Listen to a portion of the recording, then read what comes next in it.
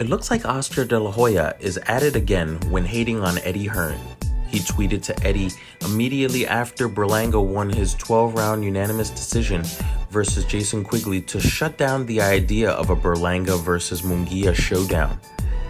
Us over here at SportBox TV think that it would be a pretty attractive fight with Mexico versus Puerto Rico if it takes place in the big room at Madison Square Garden. And even though Berlanga knocked Quigley down 4 times, Eddie Hearn believes that Munguia would feel confident if the pair decided to lock horns. After Berlanga won, he gave himself a C performance. He took his time to call out some fighters that he would like to fight next. Years of calling out Canelo, he left his name out of the post-fight call-out list because now Canelo left Eddie and their fight-by-fight matchroom deal has decided to sign a long-term deal with PBC instead, leaving Berlanga with a lot of question marks going into his future.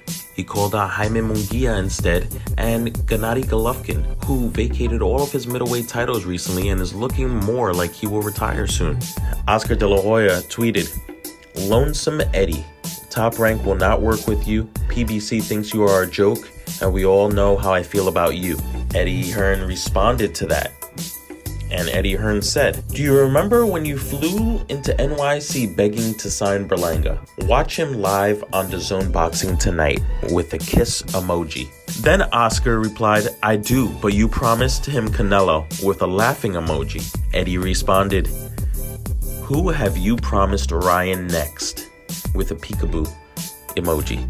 Let's take a look at what Eddie had to say about Oscar De La Hoya tweeting him after the fight when being interviewed. He also tweeted back to Oscar De La Hoya that he will speak to his higher-ups at DAZN about a matchmaking decision. Well, I mean, Jaime Munguia is fucked, really, because he's got nowhere, I don't know what they're doing with him. I've never seen a career managed so badly as the career of Jaime Munguia. And I really like Jaime Munguia, I think he's very exciting.